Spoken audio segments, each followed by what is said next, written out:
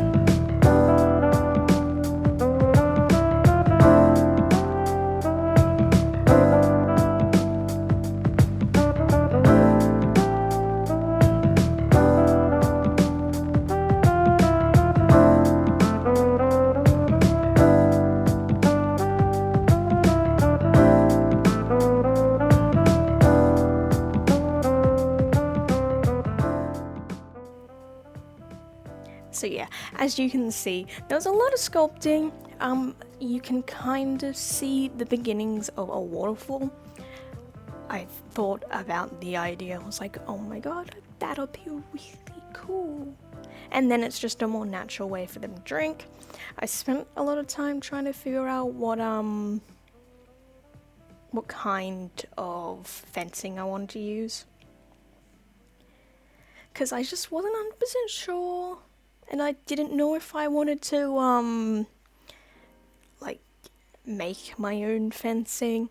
I decided against it because of how long I spent on sculpting, and then the amount of rock work I knew I would be doing. I didn't want to spend like hours on this. So yeah, just putting the fence down.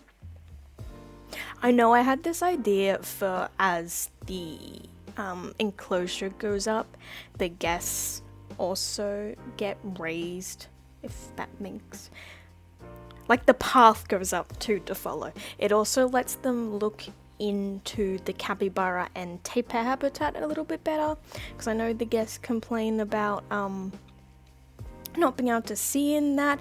This fence was being really annoying. Like, I figured out what it was at the end. It just needed to be smooth, but also at the same time, it was just really annoying. Just let me put the fence down. So yeah, finishing up the fence. Oh, sorry, I just woke up. So yeah, I moved it in, give the guests a bit more space. I also thought that if the guests went like up to sort of follow the enclosure line, I could have the staff entrance be underneath. I thought that would be cool, so then the guests don't actually see it. I changed the brick to be mesh, because I like having the brick posts, but I wanted to be mesh so the guests could see into it instead of having glass. I just thought that'd be nicer. I don't know, they're goats. I thought mesh is like a good goat enclosure. Well, they're not goats, they're ibexes. Oh my god. Excuse me.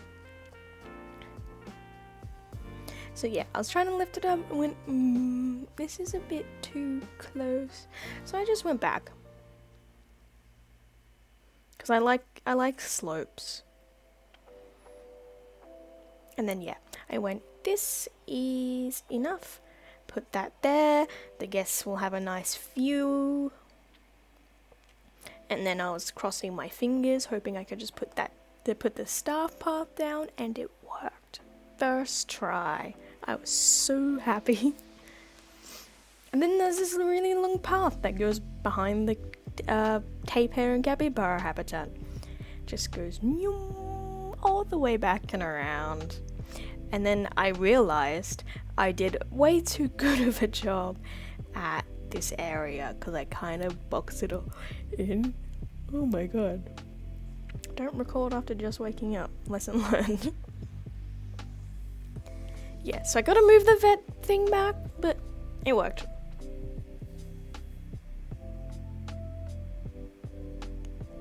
I think I was just looking over how big the terrain was. I don't think the Alpine Ibex needed that big of a space, but I am a fan of giving the animals really big enclosures.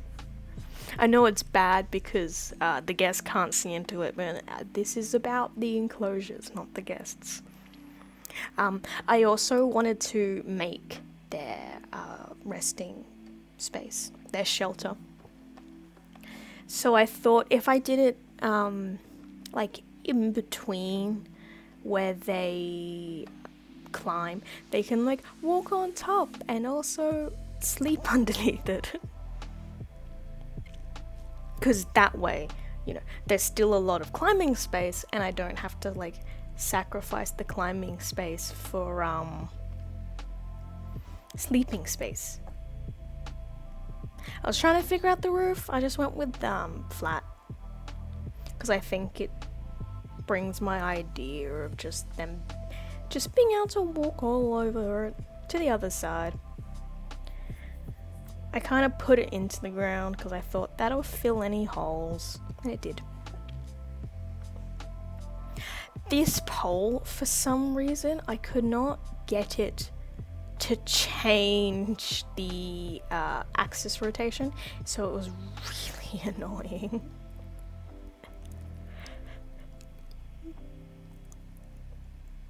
I kept trying, but it just would not work.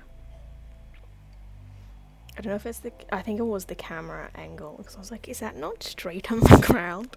No, I think that's the camera angle. Sorry for my sniffling. It's winter here, so I'm beginning to get a cold. So yeah, it's a nice little sleeping area. I had to be careful of where I put the hay down because I didn't want to erode too far into the terrain I built. Oh. So yeah, I think, yeah, this is where I start putting the rocks down. My original idea, I was going to coat everything with rocks. I was going to do this with the rocks, and then I changed my mind, and they then did walls, because this is a shelter. But yeah, for the mountain, I was gonna coat the entire things in rocks, and then you can kind of see me look over it all and look at everything I have left and go, you know what, we're gonna have some rocky bits and some not rocky bits. Yes, I was just, oh, I am so sorry. I like doing rocks, but also they're a lot of effort. So yeah, I did a nice stone wall because I thought that should fit the, what is it, tiger rocks? That's what it's called. And I thought it looked pretty nice. Bring it down. It should be quote unquote warm. I also put, two smaller, you'll see in a moment, I'm like thinking about what to do, because I don't like how open it is, so I put two smaller brick walls, that's what it is, just on the side, just to give the goats a tiny bit of privacy. I thought about putting it across the top, but I'm like, I don't want to be too low because the goats have horns. I keep calling them goats. Ibex goats? I have no idea. I hope they're goats. The Alpine Ibex.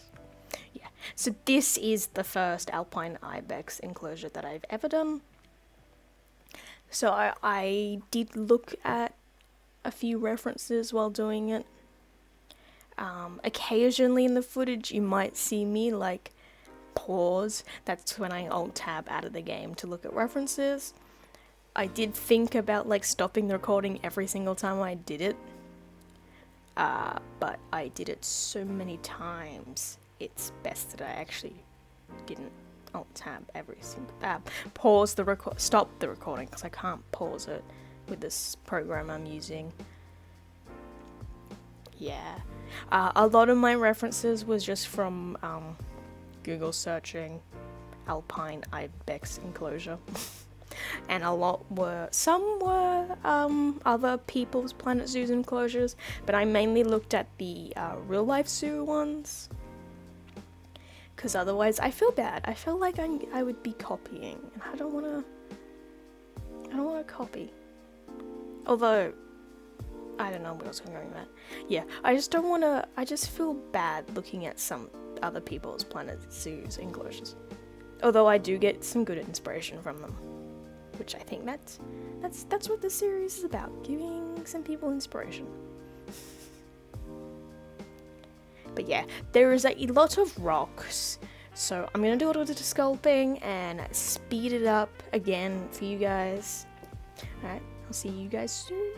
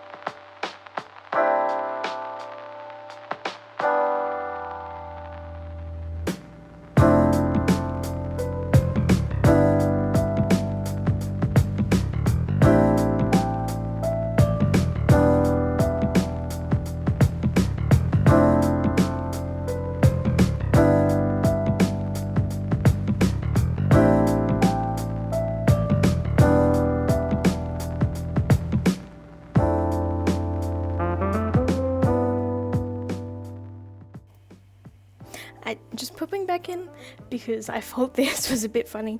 I built this in a rock tower and then I looked into their enrichment and went, they have one. So I ended up deleting that nice little rock tower I made. And I felt kind of frustrated. I should always look at the enrichment before I start putting rocks down now, maybe. Yeah, I probably won't. I'll probably forget. But yeah, just popping in just to point out, I don't know, I thought that was funny.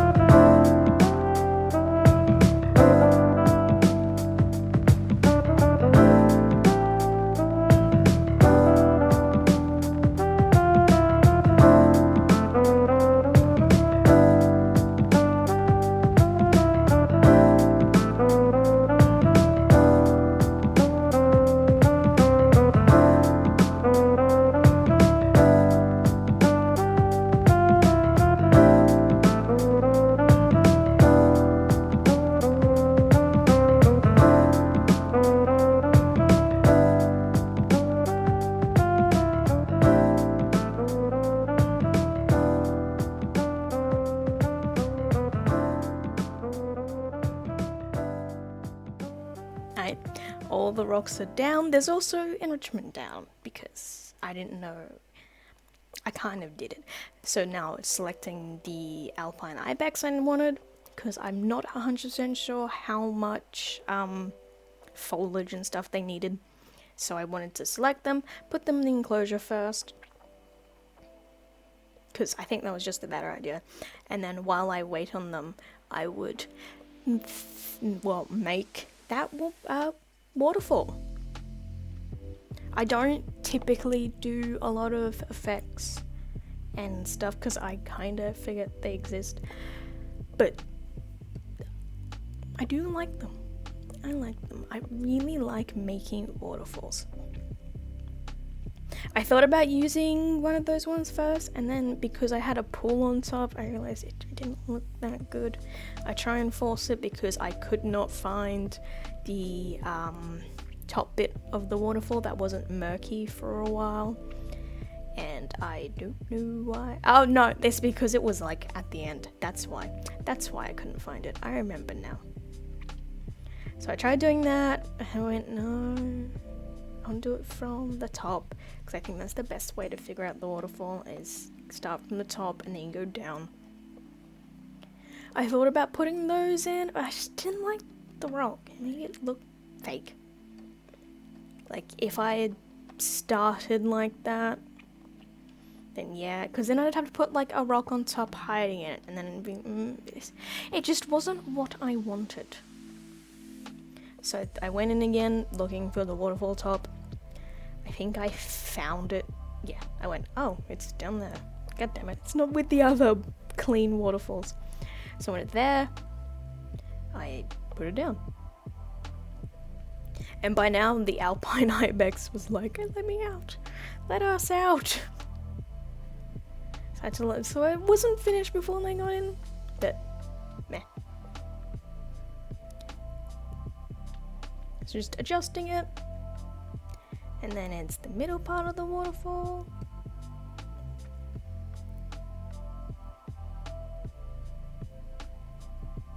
It looks so much better once you have the middle part. It just looks really awkward with just the top water flying. I should have put stone all the way up. I didn't realize it, but yeah, they have a little waterfall. I think it looks quite nice.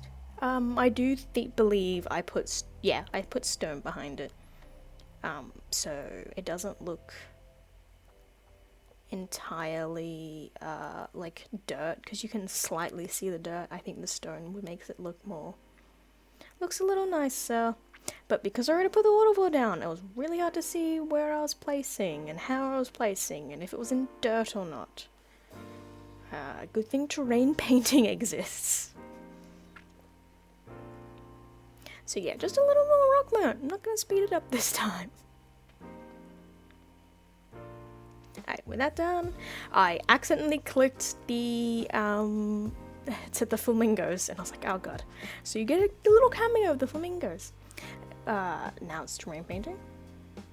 I couldn't remember if I did terrain painting first or if I put plants down. But I think it's best that I did terrain painting first. So yeah, did a lot of rock around that waterfall. I thought, because this is supposed to be the mountain, it should be fairly rocky. This enclosure has a lot of dirt because of the sculpting and everything. That just makes it all dirty. That's alright. I also thought it could be kind of cool if I had the top bit of the enclosure have some snow. So I do put, what's the word? Coolers. Pardon me? Coolers at the top. Just to like have a little snow. Kind of representative of how, you know, real mountains, if they're tall enough, have snowy peaks. Because of altitude. So yeah, just a little more terrain painting. I want to have all the grass at like the front, and then it go like rocky and then snowy. Sort of like a nice gradual increase. Just reminiscent of what you see in real life. So yeah, now it's the plant time. I didn't realize they didn't like too much plants, but I think it did turn out nice because I used a lot more what's the word? Ground foliage stuff. So like I think it's caribou moss. I can't remember if that's the name or not. Just small things to put in between the rocks. I thought that would be a lot nicer. Because when I looked at other enclosures for this species, that's sort of what they had. They had like a lot of rocks and there'd be like grass in between it, probably naturally because grass will grow between everything. But I thought it looked really nice, so I just put plants in between the rocks. I have no idea if the goats can actually climb up that rocky area. I hope they can. I'm pretty sure they should be able to, because I think the Alpine Ibex, I believe they're like that one mountain goat type thing that can like walk up basically vertical surfaces. I think that's them. I should have looked that up before I started. But yeah, a lot of the foliage is just a lot of ground covering stuff, just shoved around places. I got rid of that plant. I wasn't looking, wasn't fitting my vision. I think I put a tree down. Yeah, it's like, I think there's one tree that I put down that isn't an enrichment. Oh, no, there's two. Put one at the top and then a lot of moss around them. I think like the sparseness of this, I think it looks a lot nicer than last episode's flamingo enclosure. I just think it's much easier to do a sparseness of foliage for Alpine, I believe. Just in my head, because you can just shove it between rocks. So I tried to put in as much as possible because I do like plants. I like putting down plants. But yeah, I just shoved it in. And I think I think it looks really, really. And with that, the enclosure's done. So it's just the final look around. I'm not 100% sure how I'm gonna shoot these. So if you guys like a certain way, please feel free to tell me. It is all just a learning experience. Again, I think I've said this multiple times this episode, but this was my first time building the Alpine Ibex enclosure, and I think it turned out really nice. I like how sparse it looks. I like all the little plants in rock crevices. I think they look good too. Like, look at them. They look so happy. She looks so happy. She's just walking, bleating. Yeah, so they can walk on top of where they sleep. I did really want to get a shot of them sleeping inside their enclosure, but even when it rained, they weren't interested, and I was like, ah. Yeah, you do that big stretch. This is honestly my favorite part about this game, is just finishing the enclosure and then just watching the animals. I could watch them for hours, and I do, and then one of my enclosures goes haywire.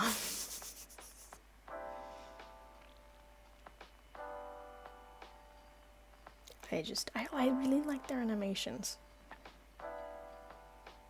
I know at the end it is supposed to be an enclosure show off, but here it's both the enclosure and an animal show off. Look at them strut. I accidentally clicked on a plant. They're so in sync. Those two. They just followed each other around the whole time, and they were so in sync. It was great. But yeah, I do really like how this enclosure looks. It looks really, really nice.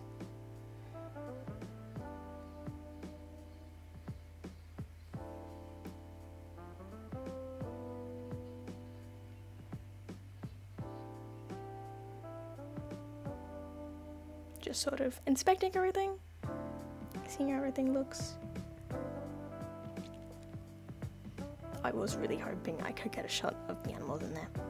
And then here the enclosure is from the outside. Oh, from one of the angles you can see into it. Alright, thank you very much for watching. I really hope you enjoyed the episode. Leave a like if you enjoyed it, leave a comment if you have any more animal suggestions. I'm hoping I can get the surprise enclosure that I've been waiting for done soon. Just needs a little more time. But yes, subscribe if you like this. Go follow my Twitter. Link is in the description. Twitter.com/MadamKinks. Thank you so much for watching, and I'll see you in the next episode. Bye bye!